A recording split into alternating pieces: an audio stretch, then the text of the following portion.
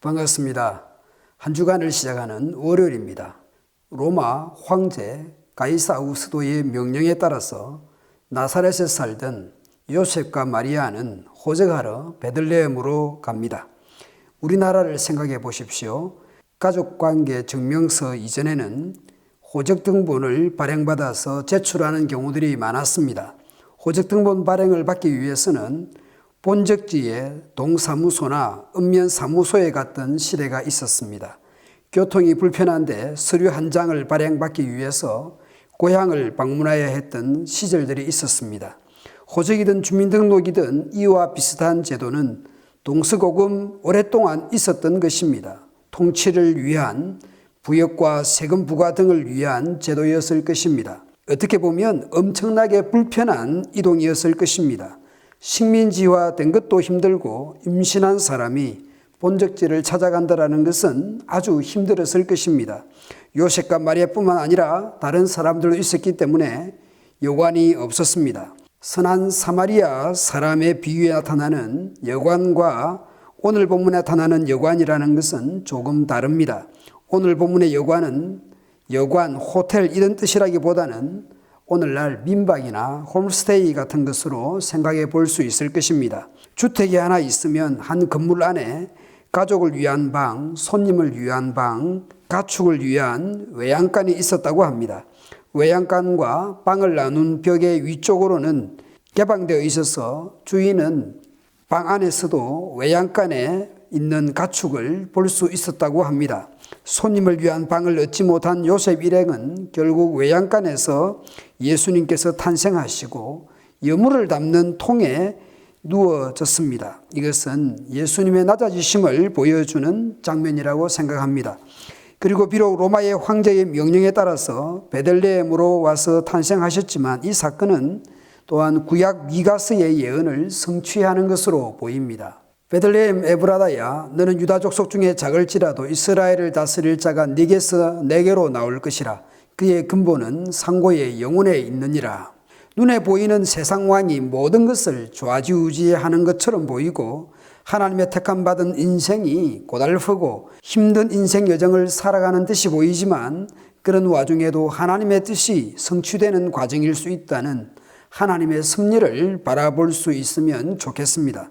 예수님의 탄생은 큰 기쁨의 좋은 소식이라고 천사들이 밤의 노지에서 양떼를 지키는 목자들에게 알려주십니다. 천사가 이르되 무서워하지 말라. 보라, 내가 온 백성에게 미칠 큰 기쁨의 좋은 소식을 너희에게 전하노라. 오늘 다윗의 동네에 너희를 위하여 구주가 나셨으니 곧 그리스도 주시니라. 고대 유적에서 발견되는 비문 등에서는 기쁨의 좋은 소식과 구주는 가이사 아구스도 즉 옥타비아누스가 로마 황제의 출생이나 등극이 세상을 위한 좋은 소식 즉 복음이라고 새겨져 있다고 합니다. 그리고 로마 제국 전체에 내린 공식 명령은 로마 황제가 구주와 주라는 것입니다. 그러나 천사는 로마 황제가 좋은 소식, 복음, 구주, 주가 아니라 아기로 탄생하신 예수님이 좋은 소식이고 복음이고 구주이고 그리스도 주님이라고 선언합니다. 세상의 권력자나 통치자나 세상의 최고의 힘을 가진 자가 죄에서 구원할 복음이 아니라 예수님이 구원자요 주님이시요 복음입니다. 다윗의 도시는 예루살렘이지만 다윗의 동네는 베들레헴이었죠. 천사가 전해준 내용의 그 증거가 구유에 누인 아기라는 것입니다. 권자에 앉은 가이사가 아니라 구유에 누인 아기 예수님이 구원자요 주님이시요 그리스도요 복음입니다. 그러면서 천사는 수많은 천군들과 함께 찬송을 합니다. 지극히 높은 곳에서는 하나님께 영광이요 땅에서는 하나님이 기뻐하신 사람들 중에 평화로다.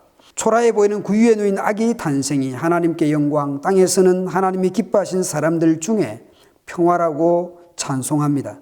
예수님의 초라한 탄생이 앞으로 있을 고난을 보여주는 복성과도 같습니다. 그러나 하늘의 영광, 땅의 평화를 보여주는 복음이요 구주요 그리스도 주라는 것을 천군 천사들이 찬송합니다. 목자들은 천사들이 알려준 아기 예수님을 뵈러 달려갑니다. 빨리 달려갑니다. 빨리 가서 마리아와 요셉과 구유에 누인 아기를 찾아서 보고 천사가 자기들에게 이 아기에 대하여 말한 것을 전하니 듣는 자가 다 목자들이 그들에게 말하는 것을 놀랍게 여기되 마리아는 이 모든 말을 마음에 새겨 생각하니라. 위에 누인 아기 예수님을 목자들이 가서 아련을 합니다. 그리고 천사가 말했던 것을 알려줍니다. 아기 예수님의 탄생을 축하하고 기뻐한 사람들은 목자들이었습니다. 목자들은 천사가 전해준 말을 들었고 그 위에 누인 아기 예수님을 보았습니다. 목자들은 듣고 본 것으로 하나님께 영광을 돌리고 찬송하며 다시 삶의 자리로 돌아옵니다. 하늘의 천군 천사의 찬송, 땅의 목자들의 찬송이 어우러지는 밤입니다. 천군 천사들의 찬송에 목자들이 찬송으로 응답합니다. 지극히 높은 곳에서는 하나님께 영광이요 땅에서는 하나님이 기뻐하신 사람들 중에 평화로다 라고 하는 천군 천사의 찬송에 대해서 땅의 목자들도 찬송으로 화답하는 밤입니다.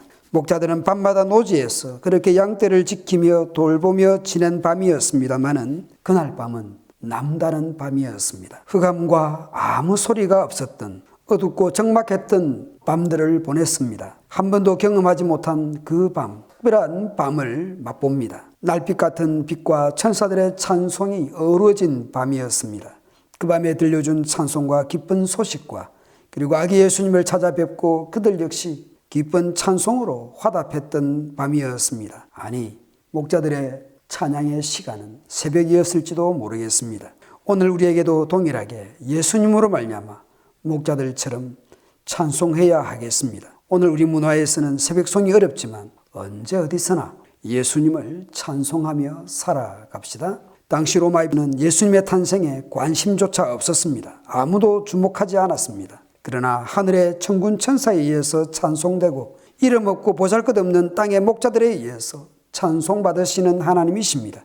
그렇게 구원의 서막이 열리고 있습니다. 세상의 권력자가, 세상에 힘이 있는 자가 통치하는 것처럼 보입니다. 그 세상 힘에 의해서 요셉과 마리아가 힘겨운 이동과 출산을 하지만 그것이 하나님의 구원 역사를 이루고 하나님의 뜻을 이루는 여정이었다는 것을 우리는 확인합니다. 곧 눈에 보이지 않는 하나님의 통치와 섭리가 드러나고 있습니다. 하나님의 역사와 섭리를 믿고 그 하나님을 의지하며 새해를 또한 코로나19 시대를 살아가도록 합시다.